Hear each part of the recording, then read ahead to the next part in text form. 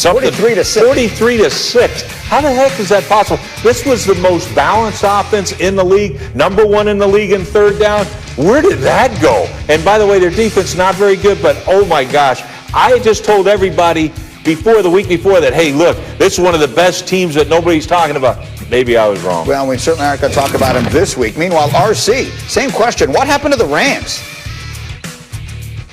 When you watch the Rams, and they usually play against the San Francisco 49ers, it's a tough game for them. The 49ers run the football. The 49ers also rush forward and play well on the back end, especially when Richard Sherman is there. And that's what we saw yesterday. Jared Goff looked off. He didn't make some of the plays we've seen him make throughout the season. And Kyle Shanahan did a great job on that last drive, going on for it on 4th and 1, getting a better kick for Robbie Gould.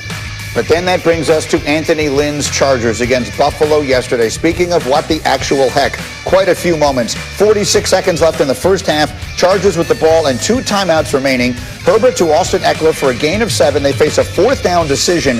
Eckler was down with 37 seconds left in the half. They let it tick down to 21 before finally calling a timeout. Then they called the timeout with 21 seconds left, and they would eventually punt the football after the timeout. So that just made no sense. Then it gets worse. 4th quarter, a minute to play, 4th and 27. Chargers have no timeouts, and they're down by 10. Herbert, scrambling, somehow stays alive, somehow flings this thing up, and Tyron Johnson winds up making an impossible catch for the first down. But again, the Chargers have no timeouts, so they got to race up there, and they got to make something happen with 46 seconds left. They're running up there with 28 seconds to go. 1st and goal from the 2, and they run the football. They hand it to Austin Eckler, who gets tackled short of the end zone. Now we're going to speed up the video just to give you a sense. It's going to be 10 seconds left in the game by the time they're able to snap it again. Herbert throws an incomplete pass. There's a flag. It's roughing the passer, but who the heck cares? There's only 6 seconds left. So now there's 3 seconds left. Herbert is changing the play at the line of scrimmage. He's going to try his sneak. The offensive line lets the defense walk right in, but frankly, it wouldn't have mattered anyway because they didn't leave themselves enough time to have any chance to win it, which they probably wouldn't have anyway. But frankly, that was just horrendous. And Dan, you're shaking your head. I was watching it, screaming at the television. How do you look at what happened yesterday in that game? I think yesterday is the final nail in the coffin for Anthony Lynn, and that job will be the most appealing job in the NFL next year because there's too many. We've had too many games like this. And all due respect to Anthony Lynn, I'm sure he's a great guy, and I love him as a coach. There's too many moments this year where at the end of the game, the coaching, the plan, the preparation has failed this football team, and it's led to them either blowing huge leads or not being able to get a snap off at the end of a football game. So this will be the best job available to any NFL team for looking for a head coach next year. Anthony Lynn and the mismanagement of the clock at the end of the first half, and then the mismanagement of the clock at the end of the game and the situation is the final nail in the coffin for him as their head coach. I'd expect them to move on. And with Justin Herbert looking like a potential MVP of this league, a superstar at that spot, that's going to be a job that would be coveted by every head coaching candidate. I agree. It was difficult to watch. Every loss they had this season prior to that was a one-score game, a one-possession game, and frankly, this one should have been as well. Okay, moving on to the next order of business. Tonight, Monday Night Football, the Eagles and the Seahawks, and Jalen Hurts has been getting first-team reps at quarterback ahead of this game. Now, Carson Wentz is expected to start, but there's been a noticeable increase in Hurts' snaps with the first team in practice, signaling the likelihood of a more expansive role. Now, what does that mean? Carson Wentz has thrown just as many touchdowns as he has interceptions this season. That's bad. And has already committed the most turnovers in any year in his career. Plus, he's been sacked 40 times entering play tonight. So it's been a breakdown really in every conceivable way. The quarterback hasn't been the only problem, but clearly he's been part of the problem. So, RC, let me come to you. When you hear Jalen Hurts is getting more work in practice, what does that mean to you? That they're in trouble. That Doug Peterson, who was once staunch in his support for Carson Wentz understands that Carson Wentz isn't getting it done. But I think he also knows that Jalen Hurts isn't ready. And so if we are getting to the point to where Jalen Hurts is getting first team snaps, this means that Doug Peterson is finally panicking. He finally understands that either I can't call the plays or I can't get the bubble around Carson Wentz good enough so he can play well. So I have to move on to something else that I probably don't believe in either. And this is a very bad sign for the Philadelphia Eagles, for their fans, for their teams, because he even said a couple of weeks ago, if you start thinking about moving to the next quarterback, you are signaling that the year is done. Is that the signal, Doug?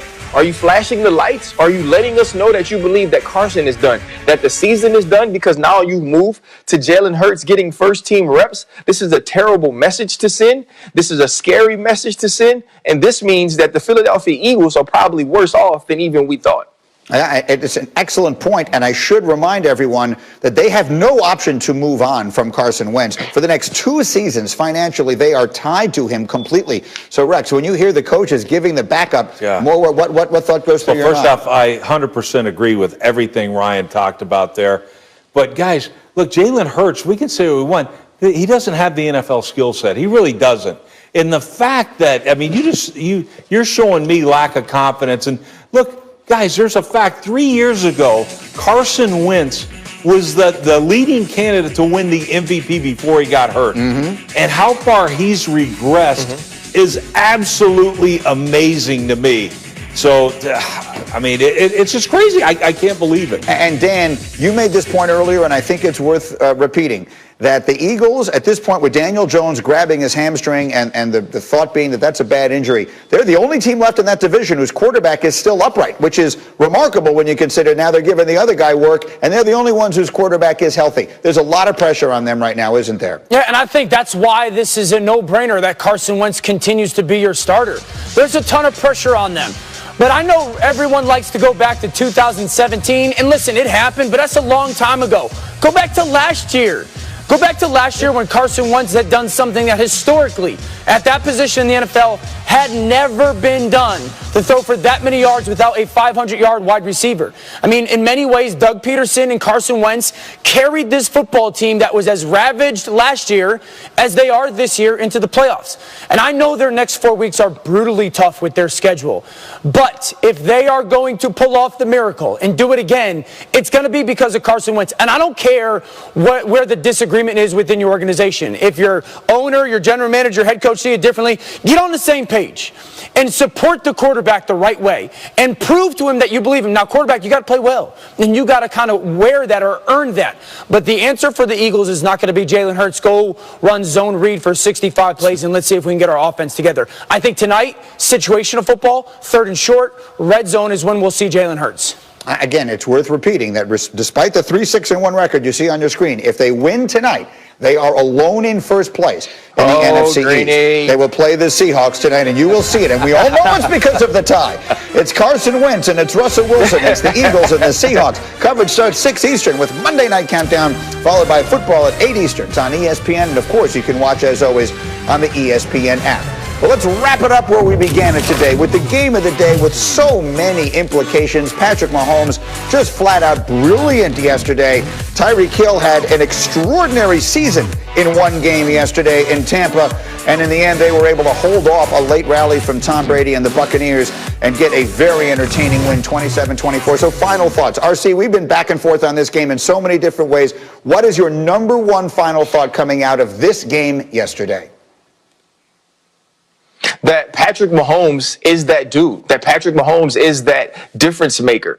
When you watch any game, when he understands the gravity of the situation, when he knows that he has to step up, we've never had to look for him. There's never been an excuse made for Patrick Mahomes as to why he didn't show up in the huge moments, in the critical pieces or critical parts of football games. And we saw that yesterday. It was a virtuoso performance from the start to the finish. He started out explosively and he finished the game intelligently. And there aren't many quarterbacks in the league that can do that. Andy Reid and Eric Bieniemy understand what they have at the quarterback position, and they call the game accordingly. And yesterday was a prime example of that.